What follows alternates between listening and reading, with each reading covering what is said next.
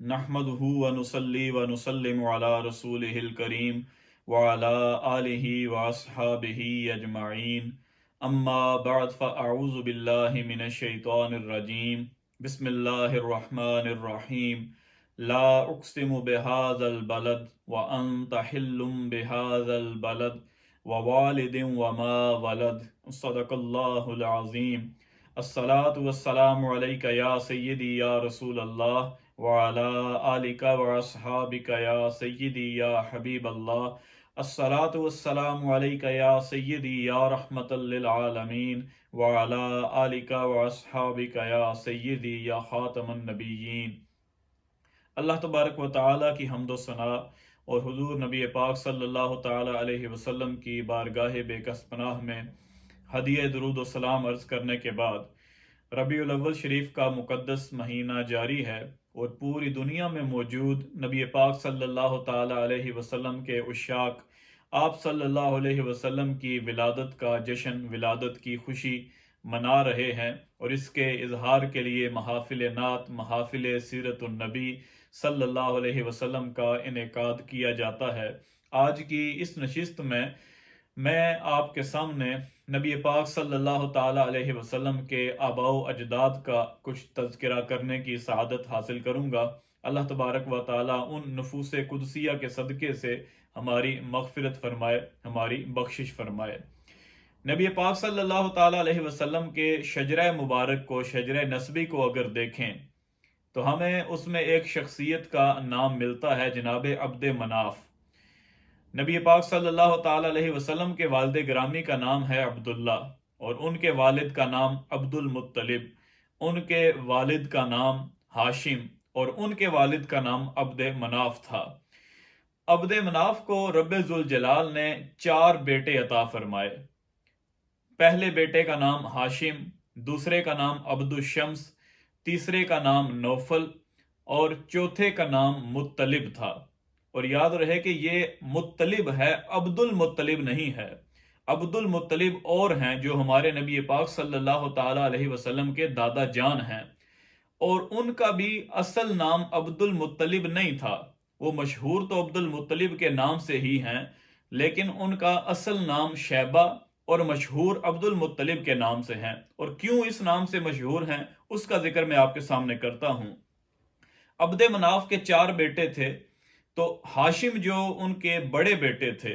वो तिजारत करते थे और तिजारत के सिलसिले में मुख्तलिफ मुल्कों का सफ़र करते थे।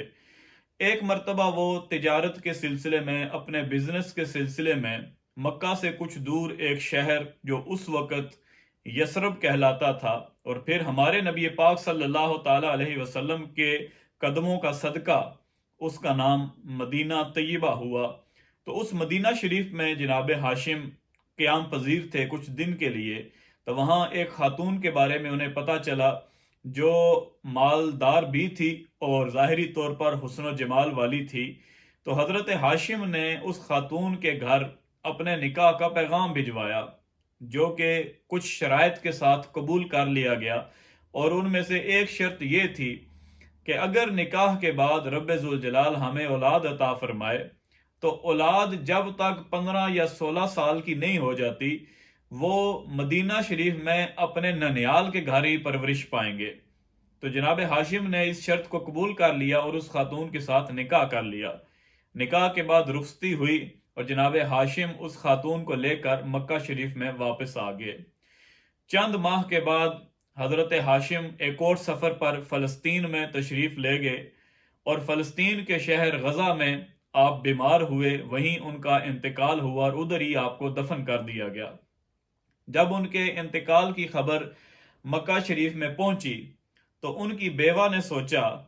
कि अब मेरा खामद तो दुनिया से चला गया है, मेरे सर पर उसका साया मौजूद नहीं है, तो मुझे यहाँ पर मक्का शरीफ में रहने का कोई फ़ायदा नहीं है। तो उन्होंने मक्का शरीफ को छोड़ा और वापस मदीना में अपने वालिदैन के घर चली गईं। और जिस वक़्त जनाब हाशिम का इंतकाल हुआ था तो उनकी ज़ौजा, उनकी बीवी उम्मीद से थी, उनके घर बच्चे की आमद होने वाली थी। तो जब वो मदीना शरीफ में गई तो रब्बे जुल जलाल ने उन्हें बेटा अता फरमाया और उस बच्चे के सर पर पैदाइशी तौर पर कुछ बाल सफ़ेद थे, تو اس سفیدی کی وجہ سے بچے کا نام شیبہ رکھ دیا گیا۔ بعض روایات کے اندر یہ ہے کہ اس کا نام عامر رکھا تھا، لیکن زیادہ مشہور جو روایات ہیں ان میں یہی ہے کہ بچے کا نام شیبہ رکھا گیا۔ وقت گزرتا گیا، جب 14-15 سال کا عرصہ گزر گیا تو جناب ہاشم کے جو چوتھے نمبر پر سب سے چھوٹے بھائی تھے جن کا نام مطلب تھا، انہوں نے ایک دن سوچا کہ میرے بھائی کے ہاں بیٹا پیدا ہوا تھا، اب 15-16 سال اس کی عمر ہو چکی ہوگی، تو کیوں نہ میں مدینہ شریف میں جا کر اپنے بھائی کی بیوہ سے بات کروں، اگر وہ میرے بھتیجے کو میرے ساتھ بھیج دیں تو میرا بھتیجا یہاں مکہ میں آ جائے گا، اس کے باپ کی جائیداد ہے اسے سنبھالے گا، دوسرا میرے بھائی کی نشانی ہے، اسے دیکھ کر میں خوش ہوتا رہوں گا۔ تو جناب مطلب مکہ شریف سے چلے مدینہ شریف میں آئے اور اپنے بھائی کی بیوہ سے جا کے یہ بات کی،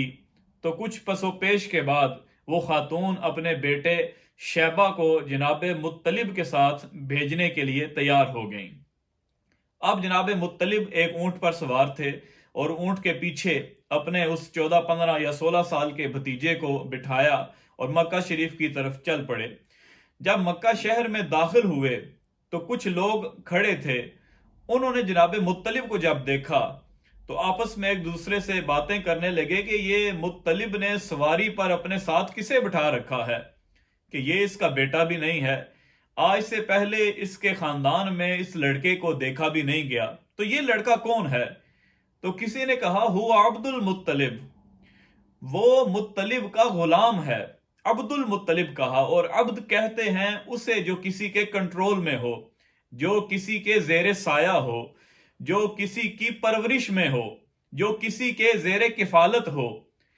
تو عربی کے اندر غلام کے لیے بھی عبد کا لفظ استعمال کیا جاتا تھا کہ فلاں بندہ فلاں کا غلام ہے تو کہا جاتا تھا فلاں کا عبد ہے۔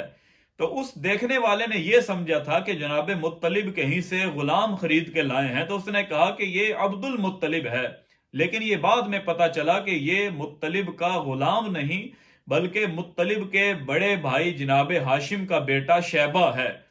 لیکن اصل نام معلوم ہو جانے کے بعد بھی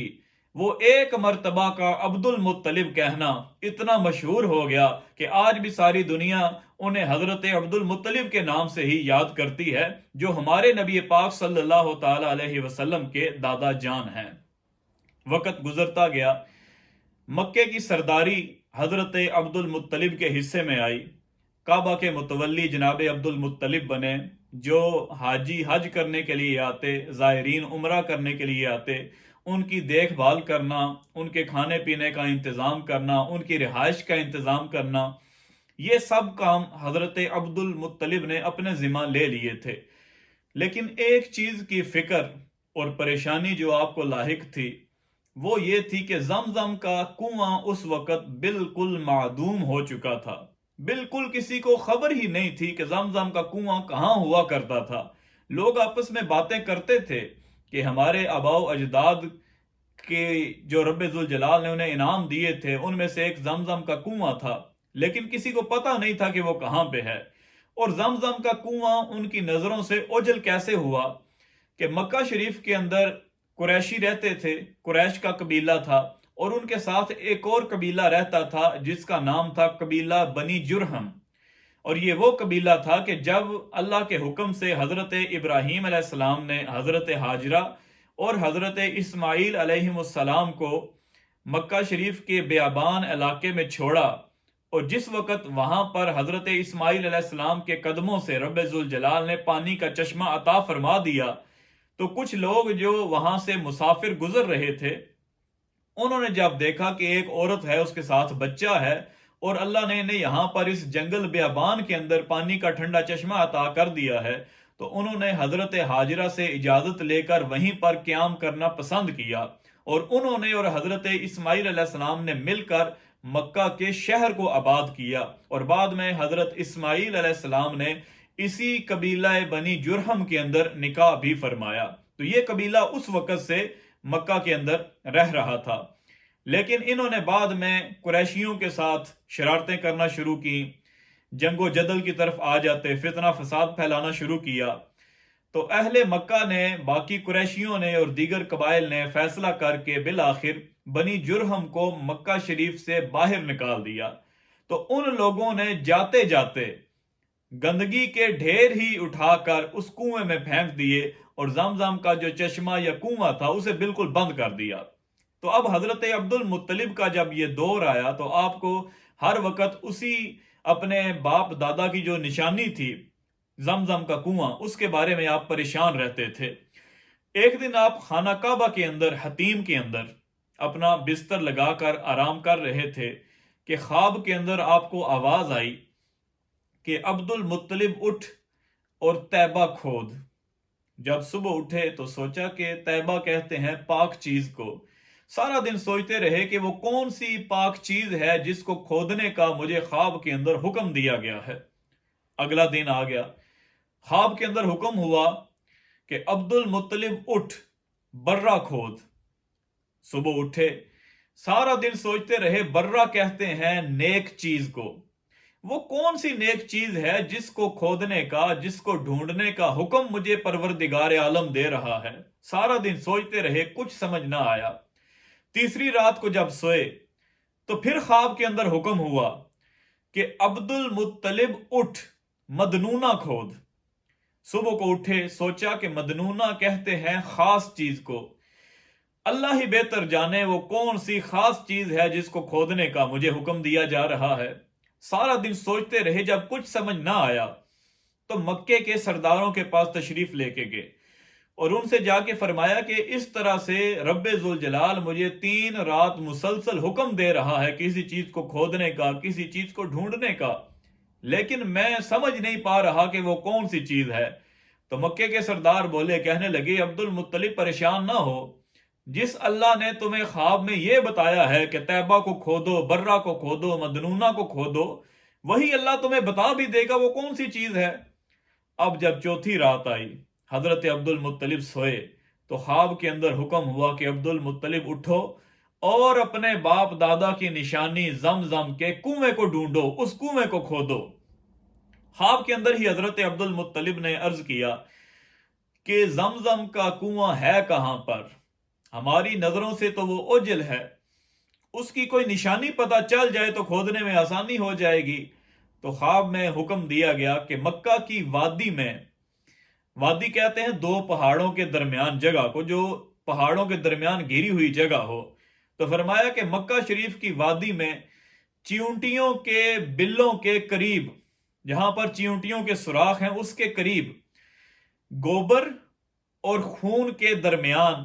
جہاں پر سفید سینے والا کوا اپنی چونچ سے آ کر زمین پر نشان لگائے گا، زمین کو کریدے گا، وہی جگہ زمزم کے کنویں کی جگہ ہوگی۔ حضرت عبد المطلب اٹھے، بڑے خوش تھے کہ اللہ تبارک و تعالی نے مجھے زمزم کا کنواں کھودنے کا نہ صرف حکم دیا ہے بلکہ اس کی جو ایگزیکٹ جگہ ہے، یہ اس کی نشانیاں ہیں، وہ نشانیاں بھی رب ذوالجلال نے مجھے بتا دی ہیں۔ آپ اٹھے، وضو کیا، طواف کیا، اور طواف کرنے کے بعد آپ مکہ شریف کی اس وادی کی طرف چل دیے۔ ایک جگہ پر آپ کو چیونٹیوں کے کچھ سوراخ، چیونٹیوں کے کچھ گھر نظر آئے، لیکن نہ تو وہاں پر خون اور گوبر تھا اور نہ ہی وہاں پر کوئی سفید کوا تھا۔ آپ نے دیکھا کچھ فاصلے پر لوگوں نے ایک گائے کو زمین پر لٹایا اور اسے ذبح کرنے کی نیت سے اس کے گلے پر چھری چلائی۔ چھری ابھی آدھی چلی تھی کہ وہ گائے ان سے چھوٹ گئی اور بھاگتی ہوئی حضرت عبد المطلب کے قریب آ کے گر گئی۔ وہ لوگ بھی پیچھے سے دوڑتے ہوئے آئے، ہاتھوں میں چھریاں اور کلہاڑے تھے، انہوں نے اسے مکمل طور پر ذبح کیا، اس کا گوشت بھی لے گئے، اس کی کھال بھی لے گئے۔ اب پیچھے صرف 2 چیزیں باقی رہ گئیں، ایک اس کا خون اور ایک گوبر۔ اب تیسری نشانی پوری ہونے کا انتظار حضرت عبد المطلب کر رہے تھے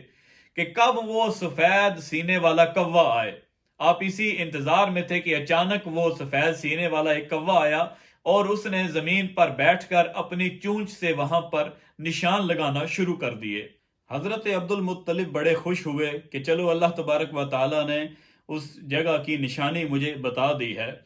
آپ خوشی خوشی گھر واپس گئے، اپنے بیٹے کو ساتھ لیا. اس وقت آپ کا صرف ایک ہی بیٹا تھا جس کا نام حارث تھا. بیٹے کو ساتھ لیا، زمین کھودنے کے لیے کچھ آلات ساتھ لیے اور اس جگہ پر پہنچ کر اللہ کا نام لے کر زمین کو کھودنا شروع کیا. ابھی کچھ ہی دیر گزری تھی کہ مکے کے کچھ سردار اکٹھے ہو کر حضرت عبد المطلب کے پاس آئے.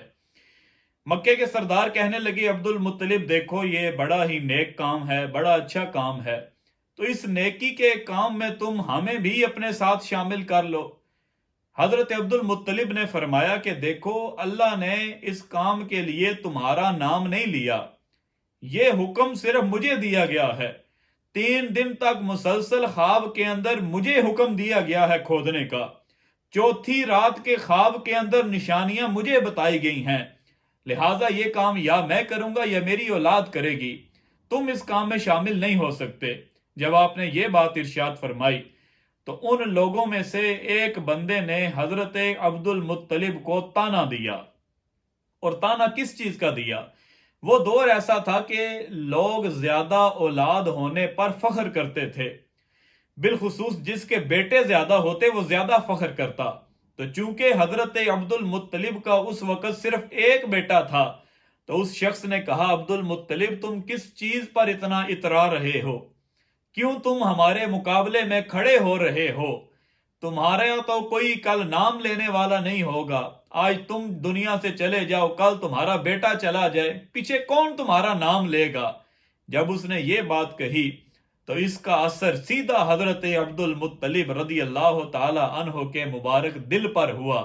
دل پر اثر ہوا. ہاتھ رب کی بارگاہ میں بلند فرما دیے اور دعا فرمائی، الہ العالمین اگر تو مجھے 10 بیٹے عطا فرمائے اور وہ 10 کے 10 میری نگاہوں کے سامنے جوان بھی ہو جائیں تو ان میں سے ایک بیٹے کو میں تیرے نام پر تیری راہ میں قربان کروں گا، ذبح کر دوں گا. منت مانی اللہ کے نام کی، اللہ کی بارگاہ میں دعا فرمائی، کسی بت کے نام کی منت نہیں مانی،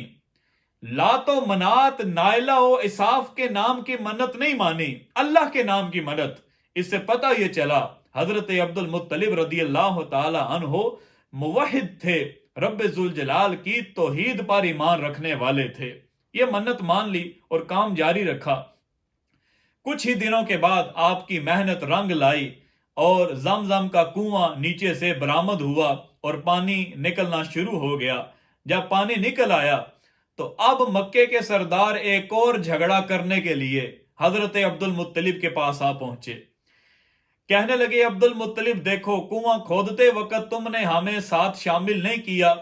ہم خاموش ہو کر سائڈ پر ہو گئے. لیکن عبد المطلب اب یاد رکھو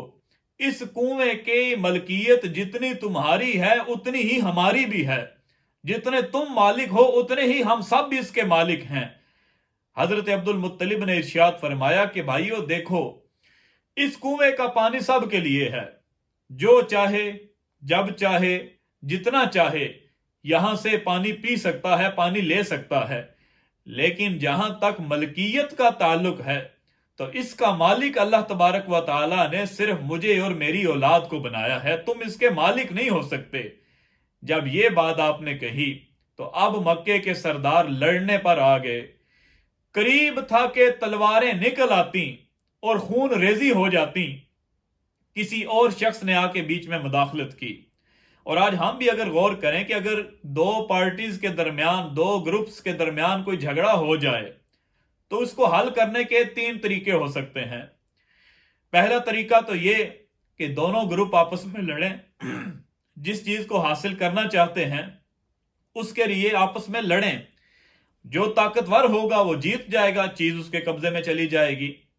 اور دوسرا طریقہ یہ ہے کہ دونوں گروپس آپس میں بیٹھ جائیں، دونوں پارٹیز بیٹھ جائیں، ٹیبل ٹاک کریں، آپس کے اندر مفاہمت سے اس مسئلے کو حل کرنے کی کوشش کریں. اور اگر یہ دوسرا طریقہ بھی کارآمد ثابت نہ ہو تو تیسرا طریقہ یہ ہے کہ کسی تیسرے شخص کو جج مان لیا جائے، جو فیصلہ وہ جج کرے اس کو دونوں پارٹیز قبول کر لیں، اس کے فیصلے کو مان لیں. اب اس تیسرے شخص نے جو مداخلت کی تھی تو اس نے یہ تیسرا مشورہ ان کے سامنے پیش کیا. اس نے کہا کہ کسی کو جج بنا لو، جو وہ فیصلہ کرے اسے دونوں مان لو۔ انہوں نے کہا کہ ٹھیک ہے، لیکن جج مانے کسے، جج بنائیں کسے؟ تو اس نے کہا کہ ملک شام کے اندر ایک شخص رہتا ہے جو بہت عقل والا ہے، عقل مند ہے، سیانہ ہے، لوگ بہت دور دور سے اپنے مسائل لے کر اس کے پاس جاتے ہیں اور وہ لوگوں کے مسئلے حل کرتا ہے، اور لوگ بخوشی اس کے فیصلے کو مانتے بھی ہیں، لہذا اس کے پاس تمہارا مسئلہ لے کے چلتے ہیں۔ حضرت عبد المطلب اپنے ساتھیوں کے ساتھ تیار ہوئے، دوسرا گروپ بھی تیار ہوا، سفر شروع ہوا۔ گرمیوں کا موسم تھا، صحرا کا سفر تھا، اور اس دور میں ظاہر ہے لوگ اونٹوں پر، گھوڑوں پر یا پھر پیدل چل کر سفر طے کرتے تھے، اور ایک سفر کئی مہینوں پر مشتمل ہوتا تھا۔ راستے میں ایک صحرا کا گزر تھا کہ حضرت عبد المطلب رضی اللہ تعالی عنہ کے گروہ کے پاس پانی بالکل ختم ہو گیا۔ جب پانی ختم ہوا تو آپ دوسرے گروہ کے پاس گئے اور جا کے فرمایا کہ بھائیو، ہمارے پاس پانی ختم ہو گیا ہے، پیاس کی شدت غالب آ رہی ہے، اگر تھوڑا سا پانی ہمیں دے دو تو ہمارا گزارا ہو جائے گا، پھر ہم پانی تلاش کرنے کی کوشش کریں گے۔ تو وہ لوگ کہنے لگے عبد المطلب دیکھو، ہمارا اور تمہارا جھگڑا تو شروع ہی پانی سے ہوا ہے، اب ہم تمہیں اس صحرا بیابان کے اندر پانی دے دیں تو ہم اپنا کیا کریں گے؟ تمہیں ہماری طرف سے پانی نہیں ملے گا، جاؤ اپنا جا کے کچھ اور انتظام کرو۔ حضرت عبد المطلب مایوس ہو کر واپس اپنے گروہ کے پاس آئے۔ پیاس نے اس قدر تنگ کیا، اس قدر گرمی کی شدت کا غلبہ ہو گیا کہ یہ لوگ مایوس ہو گئے زندگی سے اور موت کا انتظار کرنے لگے۔ موت کا انتظار کرتے کرتے اچانک سب نے مل کر ایک عجیب و غریب فیصلہ کیا، اور وہ فیصلہ کیا تھا؟ کہنے لگے کہ جب ہم مر جائیں گے تو ہماری لاشوں کا کیا ہوگا؟ کہا گیا کہ لاشوں کو آسمان کے پرندے آ کے خراب کریں گے، جنگل کے صحرا کے درندے آ کے نوچیں گے، لاشیں تو خراب ہوں گی۔ تو کہا گیا کہ ایسا کرتے ہیں کہ اپنی اپنی قبر کھود لیتے ہیں، گڑھے کھود لیتے ہیں، اور پھر ان کے اندر بیٹھ کر یا لیٹ کر موت کا انتظار کرتے ہیں۔ جیسے جیسے کوئی مرتا جائے، باقی جو زندہ بچے ہوں گے وہ اس کی قبر پر مٹی ڈالتے جائیں گے، تو آخر میں ایک یا دو لاشیں ہی خراب ہوں گی نا، باقی لاشیں تو بچ جائیں گی خراب ہونے سے۔ تو اس مشورے کے مطابق سب نے اپنی اپنی قبر کھودی اور اس کے اندر لیٹ کر موت کا انتظار کرنے لگے۔ حضرت عبد المطلب بھی اپنی قبر کھود کر لیٹے ہوئے تھے۔ ابھی کچھ ہی وقت گزرا تھا کہ آپ ایک جوش کے ساتھ، ایک ولولے کے ساتھ دوبارہ کھڑے ہوئے اور اپنے ساتھیوں سے کہا کہ ساتھیوں، ہم یوں مایوس ہو کر، رب کی رحمت سے نا امید ہو کر نہیں بیٹھیں گے، موت کا یوں انتظار نہیں کریں گے، بلکہ ہم پانی کی تلاش کریں گے۔ یہ کہہ کر آپ نے اپنی سواری کو اٹھانے کے لیے اسے پاؤں کی ٹھوکر لگائی۔ جیسے ہی آپ کی اونٹنی نے اپنا پاؤں اٹھایا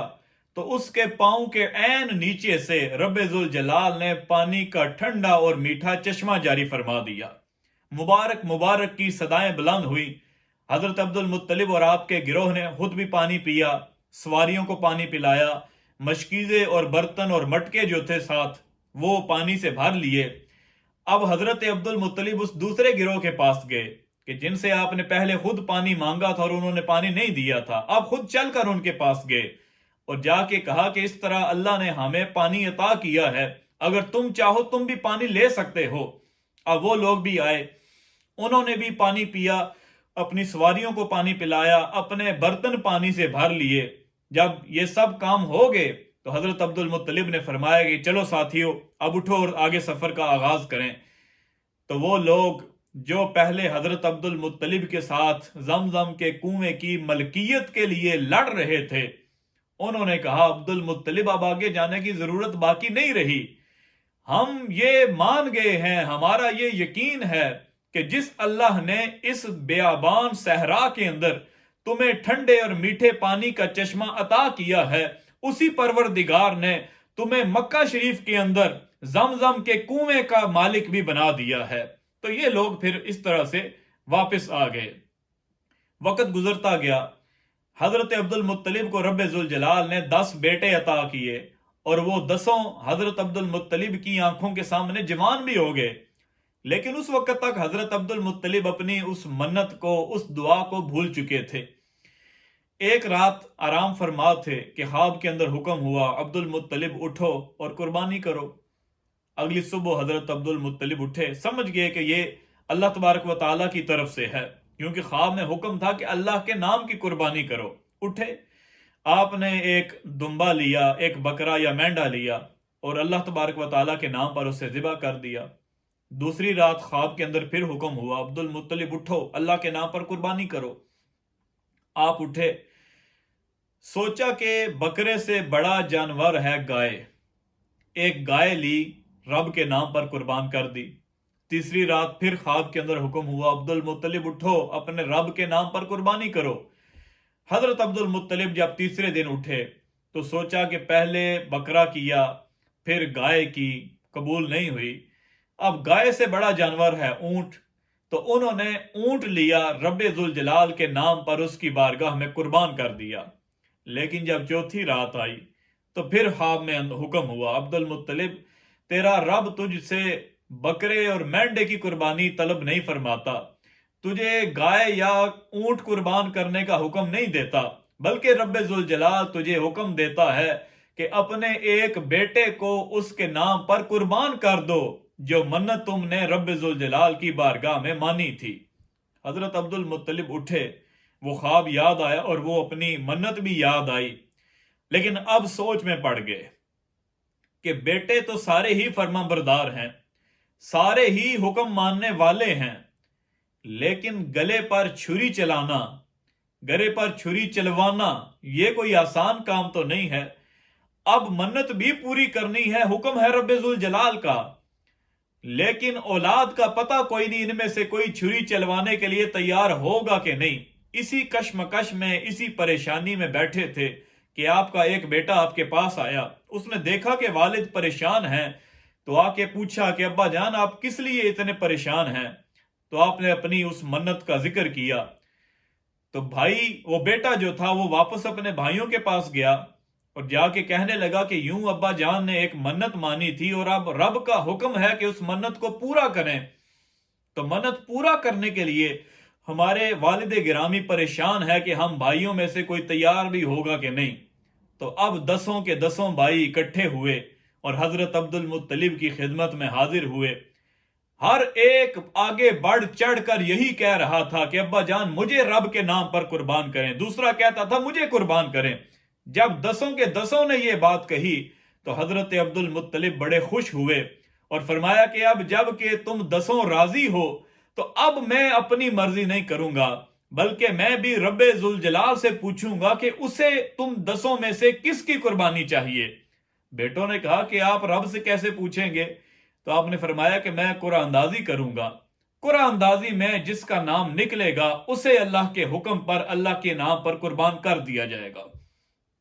10 بھائیوں کا نام لکھ کر پرچیاں ڈالی گئیں۔ جب پرچی اٹھائی گئی تو قربان ہونے کے لیے جس کا نام نکلا وہ میرے اور آپ کے لاجپال آقا صلی اللہ علیہ وسلم کے والد گرامی جناب حضرت سیدنا عبداللہ رضی اللہ تعالی عنہ کا نام تھا۔ حضرت عبداللہ اپنے بھائیوں میں سب سے چھوٹے تھے اور نور محمدی صلی اللہ علیہ وسلم کی چمک اور دمک کی وجہ سے، اس کی برکت کی وجہ سے تمام بھائیوں میں سب سے زیادہ خوبصورت بھی تھے۔ تو باقی جو 9 بھائی تھے وہ حضرت عبد المطلب کے پاس آئے اور کہنے لگے کہ ابا جان عبداللہ ہم سب میں چھوٹا ہے، ابھی اس نے دنیا میں کچھ دیکھا ہی نہیں، اور ہم سب میں زیادہ خوبصورت بھی وہی ہے، تو خدا کے لیے آپ اسے ذبح نہ کریں بلکہ ہم میں سے کسی اور کو ذبح کر لیں۔ تو آپ نے فرمایا کہ میں نے پہلے کہا تھا کہ میں اپنی مرضی نہیں کروں گا، میں قرعہ اندازی کروں گا، جسے رب ذوالجلال چاہے گا اس کا نام نکل آئے گا۔ تو قرعہ اندازی میں نام ہی عبداللہ کا آیا ہے، لہٰذا اب عبداللہ کے علاوہ کوئی اور رب کے نام پر قربان نہیں ہوگا، رب کی راہ میں ذبح نہیں ہوگا۔ حضرت عبداللہ بڑی خوشی سے تیار تھے۔ حضرت عبد المطلب نے جناب عبداللہ کو ساتھ لیا، چھری ہاتھ میں پکڑی اور قربان گاہ کی طرف چل پڑے۔ اور دیکھیں کہ ابھی اللہ کا قرآن نازل نہیں ہوا، ابھی نبی علیہ الصلوۃ والسلام کی ولادت بھی نہیں ہوئی، لیکن حضرت عبد المطلب کا طریقہ کار اس وقت کیا تھا جو بعد میں رب نے قرآن کے اندر بیان فرمایا، قل ان صلاتی و نسکی و محیای و مماتی للہ رب العالمین، کہ میرا جینا، میرا مرنا، میری قربانی، میرا نماز، ہر چیز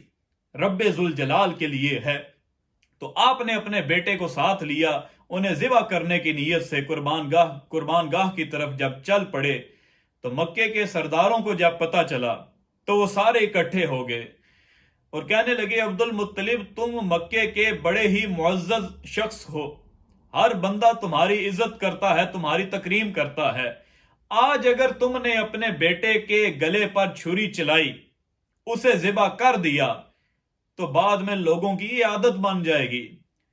تھوڑی سی کوئی مشکل اور پریشانی ہوگی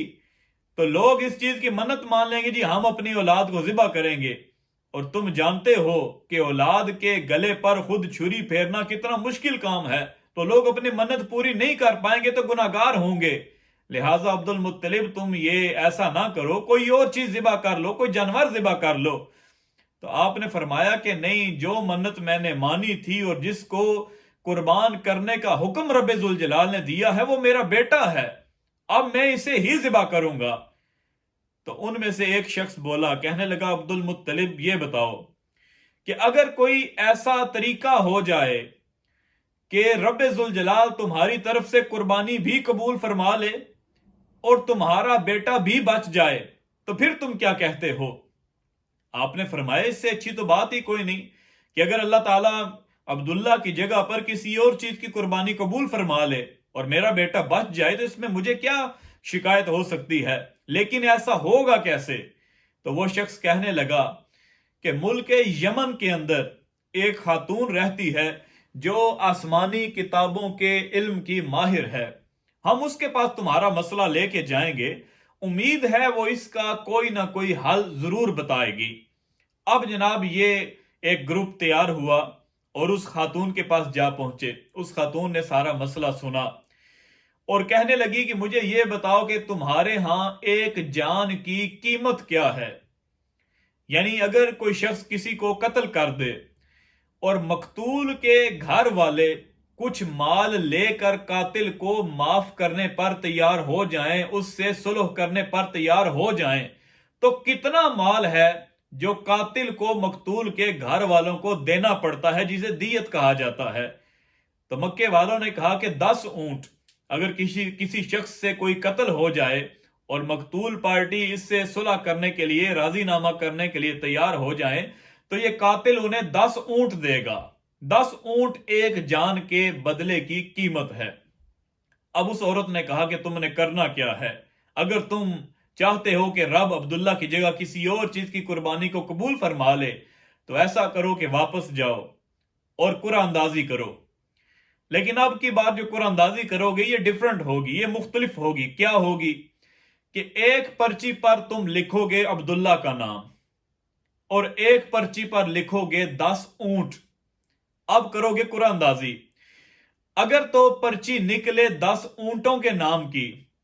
تو سمجھ جانا کہ عبداللہ کے بدلے میں اللہ تبارک و تعالی 10 اونٹوں کی قربانی پر راضی ہے، اور اگر نام نکلے عبداللہ کا تو پھر یہ سمجھ جاؤ کہ ابھی اللہ تبارک و تعالیٰ کو 10 اونٹ قبول نہیں، لیکن ہمت نہیں ہارنی، پریشان نہیں ہونا، دوبارہ قرآن اندازی کرنا۔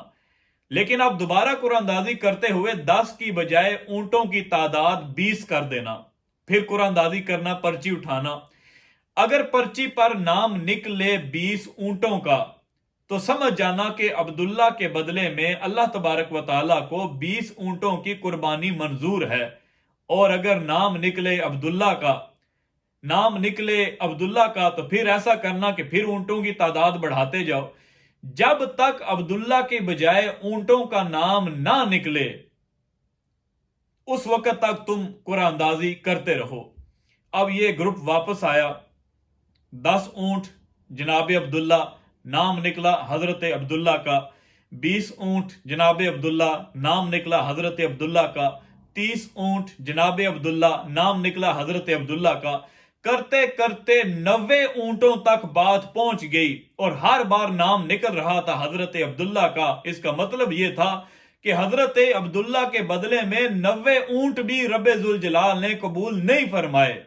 لیکن جب اب 10ویں مرتبہ قرآن اندازی کی گئی، اونٹوں کی تعداد 90 کی بجائے 100 کی گئی اور قرآن اندازی کی گئی، تو اب حضرت عبداللہ کی بجائے 100 اونٹوں کے نام کی پرچی نکل آئی۔ اب لوگوں نے مبارکباد کی صدائیں بلند کی، عبد المطلب مبارک ہو، تمہارے لخت جگر کے بدلے میں رب ذوالجلال نے 100 اونٹوں کی قربانی کو اپنی بارگاہ میں قبول کر لیا ہے۔ لیکن حضرت عبد المطلب واقعی خدا والے تھے، واقعی اللہ والے تھے۔ آپ نے فرمایا یہ محض اتفاق بھی ہو سکتا ہے، میں دوبارہ قرآن اندازی کروں گا، اگر دوبارہ بھی اونٹوں کے نام کی پرچی نکلی تو پھر مانوں گا۔ آپ نے دوبارہ بھی اور پھر تیسری مرتبہ بھی اسی 100 اونٹوں کی قرآن اندازی کی تو تینوں مرتبہ حضرت عبداللہ کی بجائے 100 اونٹوں کا نام نکلا، جس سے یہ ظاہر ہو گیا کہ حضرت عبداللہ رضی اللہ تعالی عنہ کے بدلے میں اللہ تبارک و تعالی 100 اونٹوں کی قربانی قبول فرما رہا ہے۔ تو حضرت عبداللہ رضی اللہ تعالی عنہ کے بدلے میں مکہ شریف کے اندر 100 اونٹ ذبح کیے گئے، اور یہی وجہ ہے کہ حضرت عبداللہ کو بھی ذبیح اللہ کہا جاتا ہے۔ اور نبی علیہ الصلوۃ والسلام کی بارگاہ میں ایک شخص حاضر ہوا تو اس نے سرکار کو یبن الذبیحین کہہ کے بلایا، یبن الذبیحین، اے 2 ذبیحوں کے بیٹے، یعنی جس کے آباء و اجداد میں 2 ذبیح گزرے ہوں۔ ایک ذبیح اللہ کے نبی حضرت اسماعیل علیہ السلام، جن کے بدلے میں جنتی مینڈا، جنتی دمبا ذبح کیا گیا، اور دوسرے ذبیح نبی علیہ الصلوۃ والسلام کے والد گرامی حضرت سیدنا عبداللہ رضی اللہ تعالی عنہ کہ جن کے فدیے میں، جن کے بدلے میں پورے 100 اونٹ مکہ شریف کے اندر ذبح کیے گئے۔ اور یہ ہمارے نبی علیہ الصلوۃ والسلام کے میلاد شریف کی برکت تھی کہ پہلے انسانی جان کی قیمت 10 اونٹ تھی، لیکن اس واقعہ کے بعد اب تک شریعت کا جو حکم دیا گیا اور قیامت تک یہ حکم باقی رہے گا کہ ایک جان کی قیمت 10 اونٹوں سے بڑھا کر 100 اونٹ کر دی گئی۔ وقت گزرتا گیا، مکہ شریف کے اندر حضرت عبداللہ کی شہرت بڑھ گئی تھی 100 اونٹوں کی قربانی کی وجہ سے، اور ویسے بھی آپ کا حسن و جمال اتنا تھا کہ جو شخص بھی آپ کو ایک مرتبہ دیکھتا وہ دیکھتا ہی رہ جاتا۔ جب آپ کی عمر تقریباً 23-24 سال ہوئی تو حضرت عبد المطلب نے سوچا کہ اب بچہ جوان ہو رہا ہے تو کہیں اس کے شادی اور اس کے نکاح کے معاملات طے کرنے چاہیے۔ مکہ شریف کے اندر اور بھی بہت سارے قبائل تھے، لیکن حضرت عبد المطلب کی نگاہ بار بار صرف ایک قبیلے کے ایک گھر پر جاتی تھی، اور وہ قبیلہ تھا بنو زہرہ کا، اور بنو زہرہ کا سردار وہب، اس کی بیٹی آمنہ، جس کا نام تو آمنہ تھا، لیکن کفر اور شرک کے اس تاریک دور کے اندر بھی وہ اس قدر نیک سیرت تھیں، اس قدر توحید پرست تھیں کہ لوگ انہیں آمنہ طیبہ، آمنہ طاہرہ کہا کرتے تھے۔ تو حضرت عبد المطلب کی نگاہ صرف حضرت آمنہ پر جاتی تھی، اور اس کی بھی ایک خاص وجہ تھی۔ وہ وجہ کیا تھی کہ ایک مرتبہ حضرت عبد المطلب کے پاس ایک نجومی آیا۔ جب اس نے حضرت عبد المطلب کو دیکھا تو ایک دم وہ ٹھٹک کر حیران ہو کر کھڑا ہو گیا، اور پھر آپ کے پاس آ کے بڑے غور سے آپ کے چہرے کے خد و خال دیکھنے لگا، آپ کی آنکھوں کو دیکھا، آپ کے ناک مبارک کو دیکھا، اور پھر کہنے لگا عبد المطلب، مجھے لگتا یوں ہے کہ اللہ تبارک و تعالی نے اپنا آخری نبی تمہارے خاندان سے پیدا کرنا ہے، لیکن اس کے لیے شرط ہے کہ تم یا تمہاری اولاد ان میں سے کسی ایک کا نکاح قبیلہ بنی زہرہ میں ضرور ہونا چاہیے۔ اور دوسری وجہ یہ تھی جس کی وجہ سے حضرت عبد المطلب کی نگاہ بار بار ادھر جاتی تھی کہ ایک مرتبہ ایک عورت جو قیافہ شناس تھی، قیافہ شناس اس شخص کو کہتے ہیں کہ جو کسی کا چہرہ دیکھ کر، کسی کے اعضاء دیکھ کر، کسی کی ناک کی ساخت دیکھ کر، کسی کے ہاتھوں کی انگلیاں دیکھ کر وہ جج کر جائے کہ اس شخص کے ساتھ مستقبل میں یوں ہوگا، یا اس شخص کے ساتھ ماضی میں ایسا ہوا تھا. اور یہ قیافہ شناسی باقاعدہ ایک علم ہے، یہ کوئی ایسی کوئی فضول قسم کی کوئی بات نہیں ہے یا کوئی ڈاؤٹ والی بات، شک و شبہ والی بات نہیں ہے، بلکہ یہ باقاعدہ ایک علم ہے. اور اس کی مثال احادیث کی کتب میں بھی ملتی ہے کہ حضرت امیر معاویہ رضی اللہ تعالی عنہ، انہوں نے ایک عورت سے نکاح کیا اور گھر آ کر اپنی پہلی بیوی سے کہا کہ میں نے ایک عورت سے نکاح کیا ہے، جاؤ تم اسے دیکھ کے آؤ، تمہیں کیسی لگتی ہے. جب وہ آپ کی پہلی زوجہ اسے دیکھنے کے لیے گئیں، دیکھ کے واپس آئیں تو کہنے لگی امیر شام، عورت تو اچھی ہے، شکل صورت والی ہے، لیکن اس کے جسم پر میں نے ایک تل دیکھا ہے، اور اس تل کی وجہ سے میں نے یہ اندازہ کیا ہے کہ اس کے خاوند کو قتل کیا جائے گا، اور قتل کرنے کے بعد اس کا سر کاٹ کر اس عورت کی گود میں ڈالا جائے گا. حضرت امیر معاویہ رضی اللہ تعالیٰ عنہ سیانے تو تھے، صحابی رسول تھے، آپ نے فوراً جا کر اس عورت کو طلاق دے دی. بعد میں اس عورت نے ایک اور شخص کے ساتھ نکاح کیا اور واقعتاً اسے بعد میں قتل کیا گیا اور اس کے سر کو کاٹ کر اس عورت کی گود میں ڈالا گیا. تو یہ قیافہ شناسی باقاعدہ ایک علم ہے کہ چہرہ مہرہ دیکھ کر لوگ بتا دیتے ہیں کہ اس کے ساتھ مستقبل میں کیا ہوگا. تو وہ قیافہ شناس جو عورت تھی وہ قبیلہ بنی زہرہ کے اندر گئی اور جا کے کہنے لگی کہ اے قبیلہ بنی زہرہ کے لوگوں، اپنی اپنی بچیوں کو لے کے آؤ، میں انہیں دیکھ کے تمہیں بتاؤں کہ ان کا مستقبل کیسا ہوگا. سب لوگ اپنی بچیوں کو لے کے آئے. جب اس کی نگاہ حضرت سیدہ طیبہ طاہرہ آمنہ رضی اللہ تعالی عنہا پر پڑی تو اس نے سردار وہب جو حضرت آمنہ کے والد تھے ان سے کہا کہ سردار ایک بات یاد رکھو، یہ بچی بڑی ہو کر یا تو خود نبیہ بنے گی یا پھر ایک شان والے نبی کی ماں بنے گی. تو یہ بات پورے مکہ کے اندر مشہور تھی، اس لیے حضرت عبد المطلب نے حضرت عبداللہ کی شادی کے لیے، آپ کے نکاح کے لیے جس خاتون کا انتخاب کیا وہ قبیلہ بنو زہرہ کے سردار جناب وہب کی صاحبزادی حضرت سیدہ طیبہ آمنہ رضی اللہ تعالی عنہا تھیں. اس وقت تک سردار وہب یعنی ہمارے نبی علیہ الصلوۃ والسلام کے نانا جان، ان کا انتقال ہو چکا تھا. تو حضرت آمنہ کے چچا حضرت وہیب، حضرت عبد المطلب ان کے پاس نکاح کا پیغام حضرت عبداللہ کے لیے لے کر گئے. اور وہ سردار وہیب کی ایک اور بیٹی، اپنی بیٹی بھی تھی، ایک حضرت آمنہ اس کے گھر میں تھی، ان کی بھتیجی، اور ایک اس کی اپنی بیٹی بھی تھی. تو حضرت آمنہ کے لیے جناب عبد المطلب نے حضرت عبداللہ کا رشتہ مانگا، اور سردار وہیب کی بیٹی کے لیے حضرت عبد المطلب نے اپنے نکاح کا پیغام پیش کیا. دونوں پیغام قبول کر لیے گئے اور یہ رشتہ طے ہو گیا. نکاح سے پہلے ایک مرتبہ حضرت عبداللہ رضی اللہ تعالی عنہ مکہ شریف کی ایک گلی میں سے گزر رہے تھے کہ ایک عورت آپ کو ٹک ٹکی لگا کر، ٹک ٹکی باندھ کر دیکھنے لگی. اور یہ ہم بھی جانتے ہیں کہ اگر ہم کہیں سے گزر رہے ہوں یا کہیں پر بیٹھے ہوں اور کوئی بندہ مسلسل ہمارے چہرے پر اپنی نظر جما کر ہمیں دیکھ رہا ہو تو ہمیں پتہ چل جاتا ہے کہ کوئی گڑبڑ ضرور ہے جو یہ بار بار ایک ہی نظر جما کر ہمیں دیکھ رہا ہے. تو وہ عورت حضرت عبداللہ کو مسلسل دیکھے ہی جا رہی تھی، اور عورت کا نام تھا فاطمہ خسمیہ. حضرت عبداللہ واپس مڑے اور جا کے اس عورت سے کہنے لگے کہ کیا بات ہے، تم اتنے غور سے اور گھور گھور کر مجھے کیوں دیکھتی ہو؟ اس نے کہا عبداللہ مجھے یہ بتاؤ کیا تمہاری شادی ہو چکی ہے؟ فرمایا کہ نہیں. کہنے لگی اچھا تو پھر میں تمہیں نکاح کا پیغام دیتی ہوں، تم مجھ سے نکاح کر لو. آپ نے فرمایا کہ نہیں، نکاح تو میں وہیں کروں گا جہاں پر میرے ابا جان کا حکم ہوگا، ان کی اجازت کے بغیر تو میں نکاح نہیں کروں گا. وہ کہنے لگی نہیں عبداللہ، جو تمہارے بدلے میں 100 اونٹ ذبح کیے گئے تھے وہ 100 اونٹ بھی میں تمہیں دوں گی، تم میرے ساتھ نکاح کر لو. تو آپ نے فرمایا کہ ایسا تو نہیں ہو سکتا. وہ کہنے لگی کہ اچھا اگر نکاح نہیں کر سکتے تو پھر اس نے حضرت عبداللہ رضی اللہ تعالی عنہ کو گناہ کی دعوت دی،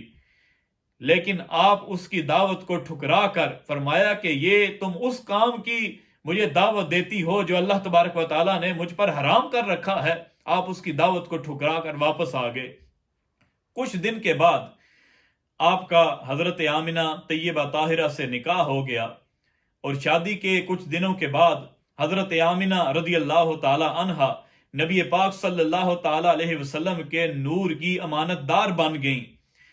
تو اس کے بعد حضرت عبداللہ ایک مرتبہ پھر اسی گلی میں سے گزر رہے تھے کہ وہی فاطمہ خسمیہ سامنے آ گئی۔ جب سامنے آئی تو حضرت عبداللہ کو دیکھ کر اب اس نے اپنا چہرہ پھیر لیا۔ حضرت عبداللہ بڑے حیران ہوئے کہ پہلے اس قدر ٹک ٹکی لگا کر اور نظر جما کر دیکھتی تھی، آج جب میں سامنے آیا ہوں تو چہرہ ہی پھیر گئی ہے۔ تو آپ نے اسے فرمایا کہ کیا بات ہے، آج تو مجھے دیکھ نہیں رہی بلکہ چہرہ پھیر لیا ہے۔ تو وہ کہنے لگی کہ عبداللہ، کہ میں نے تمہیں جو نکاح کی دعوت دی تھی تو وہ کسی اور غرض کی وجہ سے نہیں تھی۔ میں نے تمہیں جو گناہ کی دعوت دی تھی تو میں کوئی بدکار یا فاسقہ و فاجرہ عورت نہیں ہوں، وہ جس کے نور سے روشن تھی تیری پیشانی، اسی کی تھی میں طالب، اسی کی تھی میں دیوانی۔ میں رہ گئی محروم، قسمت میری پھوٹی ہے، سنا ہے وہ دولت تجھ سے آمنہ نے لوٹی ہے۔ میں اس نور کو چاہتی تھی جس نور سے تمہارا چہرہ چمکتا ہے، جس نور کی چمک دمک تمہارے جسم پر نظر آتی ہے۔ میں چاہتی تھی کاش وہ نور مجھے نصیب ہو جائے، لیکن وہ نور تو سیدہ طیبہ آمنہ کے نصیب میں تھا۔ اب کچھ عرصہ گزرا تو حضرت عبداللہ رضی اللہ تعالی عنہ ایک سفر کے سلسلہ میں گئے، اور راستے میں ہی آپ کا انتقال ہو گیا۔ اور پھر آپ کے انتقال کے چند ماہ کے بعد ہمارے نبی پاک صلی اللہ تعالی علیہ وسلم اس دنیا کے اندر در یتیم بن کر تشریف لے کے آئے۔ تو یہ چند گزارشات میں نے نبی علیہ الصلوۃ والسلام کے آباء و اجداد کے حوالے سے آپ کی خدمت میں پیش کی ہیں۔ اب آخر میں قرآن و سنت سے، قرآن شریف اور حدیث شریف سے چند باتیں پیش کروں گا، اور اس سے پہلے میں ایک بات آپ کی خدمت میں اور عرض کرنا چاہتا ہوں کہ ہمارا تو یہ الحمدللہ ثم الحمدللہ ایمان ہے کہ نبی پاک صلی اللہ تعالی علیہ وسلم کے والدین ایمان والے تھے، آپ کے دادا پردادا لکڑ دادا اوپر تک جتنی بھی آباء و اجداد تھے سب کے سب ایمان والے تھے، ددیال بھی اور ننیال بھی۔ لیکن آج کچھ کلمہ پڑھنے والے ایسے بھی موجود ہیں جنہوں نے باقاعدہ کتابیں لکھی، فتاوی رشیدیہ، کتاب التوحید اور دیگر اور بھی کتابوں کے نام ہم لے سکتے ہیں، کہ ان مولویوں سے پوچھا گیا کہ نبی پاک صلی اللہ تعالی علیہ وسلم کے ولادت سے پہلے ان کے ابا جان کا انتقال ہو چکا تھا، اور سرکار کے بچپن میں ان کی والدہ کا انتقال ہو گیا، تو ان کے والدین کے ایمان کے بارے میں کیا نظریہ رکھنا چاہیے؟ تو معاذ اللہ لوگ یہ ممبروں پر بیٹھ کر اب بیان کرتے ہیں کہ نبی کے والدین معاذ اللہ کافر تھے، نبی کے آباء و اجداد معاذ اللہ مشرک تھے۔ تو ہم قرآن و سنت سے یہ بیان کریں گے کہ نبی پاک صلی اللہ تعالی علیہ وسلم کے نہ صرف والدین بلکہ تمام آباء و اجداد، ددیال سے بھی اور ننیال سے بھی، سب کے سب ایمان والے تھے اور سب کے سب جنتی ہیں۔ پہلے نمبر پر یہ قرآن مجید برہان رشید سورہ بقرہ کے اندر اللہ تبارک و تعالی نے حضرت ابراہیم علیہ السلام اور حضرت اسماعیل علیہ السلام کا ذکر کیا کہ جس وقت انہوں نے کعبہ شریف کی بنیادیں رکھیں، وَإِذْ يَرْفَعُ إِبْرَاهِيمُ الْقَوَاعِدَ مِنَ الْبَيْتِ وَإِسْمَاعِيلُ، اور جب ابراہیم اور اسماعیل نے کعبہ شریف کی بنیادیں اٹھائیں، یعنی اس کی بنیاد رکھ کر دیوانیں بنانا شروع کی، تو وہ دعا کیا کر رہے تھے؟ ربنا تقبل منا انک انت السمیع العلیم۔ وہ کہتے تھے کہ اے پروردگار ہماری طرف سے اس کوشش کو اپنی بارگاہ کے اندر قبول فرما، بے شک تو ہی سننے والا جاننے والا ہے۔ اور پھر آگے کیا دعا فرمائی؟ ربنا وجعلنا مسلمین لک، اے پروردگار ہم دونوں کو اپنی بارگاہ میں مومن رکھنا، مسلمان رکھنا، وَمِن ذُرِّيَّتِنَا أُمَّةً مُسْلِمَةً لَكَ، اور یا اللہ ہماری اولاد جو ہوگی وہ ساری بے ایمان نہ ہو جائے، وہ سارے کفر و شرک والے نہ بن جائیں، بلکہ وَمِن ذُرِّيَّتِنَا أُمَّةً مُسْلِمَةً لَكَ، ہماری اولاد میں سے کم از کم ایک گروہ ایسا ضرور ہونا چاہیے جو مسلم رہے، جو مومن رہے، تیری بارگاہ میں سر جھکانے والا رہے۔ اور پھر اس کے بعد اگلی آیت میں وہ دعا کیا کی فرمایا ربنا وابعث فیہم رسولا منہم یتلو علیہم آیاتک ویعلمہم الکتاب والحکمہ، کہ یا اللہ یہ جو گروہ ہماری اولاد میں سے مومن رہے گا، مسلمان رہے گا، ان میں سے پھر تو اپنا ایک رسول بھی بھیجنا جو ان کو تیری آیات پڑھ کے سنائے گا اور تیرا دیا ہوا علم ان تک پہنچائے گا۔ تو پوری امت کے علماء کا اس پر اتفاق ہے کہ ابراہیم علیہ السلام اور حضرت اسماعیل علیہ السلام نے کعبہ شریف بناتے ہوئے اللہ تبارک و تعالیٰ کی بارگاہ میں جو دعا کی تھی کہ ہماری اولاد میں سے ایک گروہ مسلمان رہے اور اس گروہ میں سے پھر یا اللہ تو ایک نبی ایک رسول بھی بھیجنا، تو وہ گروہ حضرت نبی پاک صلی اللہ علیہ وسلم کے آباء و اجداد کا گروہ تھا، اور ان میں سے ہمارے نبی علیہ الصلوۃ والسلام کو نبی اور رسول بنا کر مبعوث کیا گیا۔ اس کے بعد 30واں سپارہ سورۃ البلد کے اندر اللہ تبارک و تعالیٰ نے پہلی 3 آیات کے اندر کچھ قسمیں بیان فرمائی ہیں، اور اگر ہم اپنے دنیاوی یا دینی معاملات پر غور کریں کہ اگر ہمیں کبھی قسم اٹھانی پڑے، ویسے تو شریعت کا حکم یہی ہے کہ بغیر کسی شرعی وجہ کے کوئی قسم نہیں اٹھانی چاہیے، اور اگر قسم اٹھانا بھی پڑے تو قسم صرف اللہ تبارک و تعالیٰ کے نام کی۔ یہ جو رواج بن گیا کہ چھوٹی چھوٹی سی بات پر قرآن اٹھا لاؤ، یا اپنے بچوں کے سر پر ہاتھ رکھ کے ان کی قسم کھاؤ، یا کوئی کہتا ہے جی مجھے اپنے پیر کی قسم ہے، کوئی کہتا ہے مجھے غوث پاک کی قسم ہے، تو یہ تمام قسمیں کھانا جائز نہیں ہے۔ قسم صرف اللہ تبارک و تعالیٰ کے نام کی، یعنی اتنی عظمت والا نام ہے کہ صرف اس کے نام کی قسم بیان کی جائے گی۔ تو جب ہم انسان ہو کر قسم بیان کرتے ہوئے یہی دیکھتے ہیں کہ اس چیز کی قسم کھائی جائے، اس کی قسم بیان کی جائے جو شان والی ہو، عظمت والی ہو، تو جب رب ذوالجلال کسی چیز کی قسم بیان کرے تو اس کا ظاہری سی مطلب یہ ہے کہ اس کی شان بہت زیادہ ہے، اس چیز کی عظمت بہت زیادہ ہے۔ تو 30ویں سپارے سورہ بلد کے اندر اللہ تبارک و تعالیٰ نے قسم بیان فرمائی، اور وہ قسم کیا تھی؟ فرمایا لا اقسم بہذا البلد، اے پیارے محبوب مجھے اس مکہ شہر کی قسم ہے۔ اب مکہ کی شہر کی قسم کیوں بیان فرمائی؟ کیا وہ شہر ساری دنیا کے تمام شہروں میں سب سے زیادہ خوبصورت ہے؟ کیا اس شہر کے اندر بلڈنگز جو ہیں وہ زیادہ خوبصورت ہیں اس لیے؟ کیا اس شہر کے اندر گھاس زیادہ سرسبز ہے اس لیے؟ نہیں، فرمایا وَأَنْتَ حِلٌّ بِهَذَا الْبَلَدِ، محبوب مکہ شہر کی قسم اس لیے ہے کہ اے محبوب تم اس شہر کے اندر رہتے ہو۔ نبی علیہ السلام کی رہائش مکہ میں ہونے کی وجہ سے اللہ تبارک و تعالیٰ نے مکہ شہر کی قسم بیان فرمائی، اور صرف اتنا نہیں، اس سے آگے اللہ تعالیٰ نے فرمایا وَوَالِدٍ وَمَا وَلَدٍ، اور والد کی قسم ہے اور اس کی اولاد کی قسم ہے۔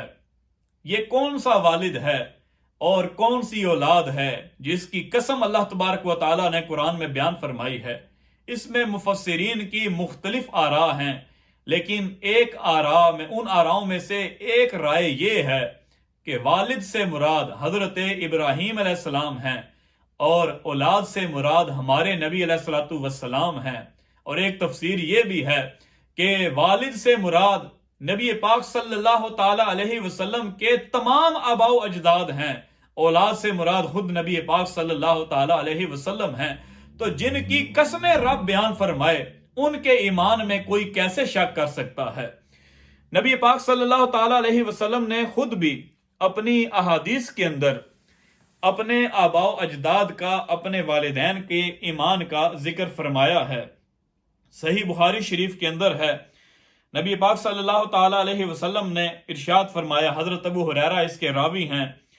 فرمایا کہ میں ہر زمانہ میں اولاد آدم کے بہترین لوگوں میں مبعوث کیا گیا ہوں، یعنی آپ کا نور مبارک حضرت آدم علیہ السلام سے چلا اور جناب حضرت عبداللہ سے حضرت آمنہ میں منتقل ہوا، اور پھر آپ کی اس دنیا میں ولادت ہوئی۔ تو جس جس دور میں وہ نور جن جن لوگوں میں ہو کر یہاں تک پہنچا تھا، سرکار فرماتے ہیں کہ وہ اپنے زمانے کے بہترین لوگ تھے جن کے ذریعے سے میرا نور آگے آیا ہے، حتیٰ کہ اس زمانے کے بہترین لوگوں میں سے جس میں ہوں، یعنی فرمایا کہ حضرت عبد المطلب، حضرت عبداللہ اور پھر میری اماں جان حضرت آمنہ، یہ بھی اپنے زمانے کے بہترین لوگ تھے جن میں سے میں ہو کے آیا ہوں۔ تو پتہ یہ چلا کہ وہ مومن تھے، کیونکہ مومن ہی بہترین ہو سکتا ہے، کافر اور مشرک تو رب کی بارگاہ میں بہترین ہو نہیں سکتا۔ تو اس حدیث سے یہ پتہ چلا کہ نبی پاک صلی اللہ تعالی علیہ وسلم کے تمام آباء و اجداد اور بالخصوص آپ کے والدین ایمان والے ہیں۔ امام بہقی نے اپنی کتاب دلائل النبوت میں، دلائل النبوہ کے اندر یہ حدیث شریف نقل کی ہے۔ حضرت انس رضی اللہ تعالی عنہ روایت کرتے ہیں کہ نبی پاک صلی اللہ تعالی علیہ وسلم نے ارشاد فرمایا، جب بھی لوگوں میں دو گروہ ہوئے، دو فرقے بنے، اللہ تعالیٰ نے مجھے ان میں سے بہترین گروہ کے اندر رکھا، پس مجھے اپنے والدین سے اس حال میں نکالا گیا کہ مجھے زمانہ جاہلیت کی کوئی چیز نہیں پہنچی تھی، اور میں نکاح سے نکالا گیا ہوں، اور حضرت آدم سے لے کر میرے ماں باپ تک زنا سے نہیں نکالا گیا، پس میں خود اور میرے آباء و اجداد تم سب سے خیر اور افضل ہیں۔ سرکار کی اس حدیث کا مفہوم اور مطلب یہ ہے کہ کفر، شرک اور بدکاری کا وہ دور کہ جب یہ تمام چیزیں عام تھیں، اس دور کے اندر بھی میں ہمیشہ نکاح سے پیدا ہوا۔ میرا نور جو آگے لوگوں میں منتقل ہوا وہ نکاح کے ذریعے سے ہوا ہے، اور فرمایا کہ میں بھی اور میرے والدین، میرے آباء و اجداد بھی تم سب لوگوں سے بہتر اور افضل ہیں۔ اس کے علاوہ بھی اور بھی بہت ساری احادیث ہیں جن سے یہ ثابت ہوتا ہے کہ نبی پاک صلی اللہ تعالی علیہ وسلم کے والدین، آپ کے تمام آباء و اجداد صاحبان ایمان تھے، اسلام والے تھے، اور ان کا خاتمہ ایمان پر ہوا، اور وہ بلا شک و شبہ جنتی ہیں۔ اللہ تبارک و تعالی ہمیں نبی پاک صلی اللہ تعالی علیہ وسلم کے والدین کا بھی ادب کرنے کی توفیق نصیب فرمائے۔ ہم اگر خود سوچیں کہ ہم جو اس دنیا میں اس وقت رہ رہے ہیں، ہم کوئی صحابہ کی اولاد میں سے تو نہیں ہیں، کچھ ہیں جو صدیقی ہیں، جیسے فاروقی ہیں، صحابہ کرام کی اولاد میں سے ہیں، ان کے بارے میں تو یہ کہا جا سکتا ہے کہ وہ ان کا صحابہ کے ساتھ شجرہ ملتا ہے تو وہ ایمان والے تھے۔ لیکن ہمارے ہاں جو عام طور پر جو قومیں پائی جاتی ہیں، جٹ ہو گئے یا راجپوت ہیں یا دیگر جو ہیں، ان کے 20 25 30 پشتیں اگر پیچھے دیکھا جائے تو کوئی ہندوؤں میں سے ہے، کوئی سکھوں میں سے ہے۔ تو آج اگر ہمیں کوئی آ کے کہے کہ تمہارے جو آباء و اجداد تھے پچھلے وہ تو سکھ تھے یا ہندو تھے، تو ہمارے دلوں کو تکلیف پہنچے گی کہ وہ تو تھے، ہم تو مومن ہیں، ہمارے باپ دادا بھی ابھی مومن ہیں، تو ہمیں کتنی تکلیف پہنچے گی اس بات کی۔ تو جس نبی پاک صلی اللہ تعالی علیہ وسلم نے کلمہ پڑھا کر ہمیں ایمان والا کیا، جو ہماری شفاعت کریں گے تو ہمارے لیے جنت حلال ہوگی، جن کی رحمت کی وجہ سے ہمیں جنت ملے گی، ان کے والدین کے بارے میں معاذ اللہ اس طرح کی باتیں کرنا اور کہنا کہ وہ ایمان والے نہیں تھے، معاذ اللہ وہ ان کا خاتمہ کفر پر ہوا، تو اس طرح کی گفتگو کرنے سے وہ لوگ نبی پاک صلی اللہ تعالی علیہ وسلم کو کتنی تکلیف پہنچاتے ہیں۔ اللہ تبارک و تعالیٰ انہیں بھی ہدایت نصیب فرمائے اور سرکار دو عالم صلی اللہ تعالی علیہ وسلم کی سچی محبت نصیب فرمائے۔ وآخر دعوایا ان الحمد للہ رب العالمین۔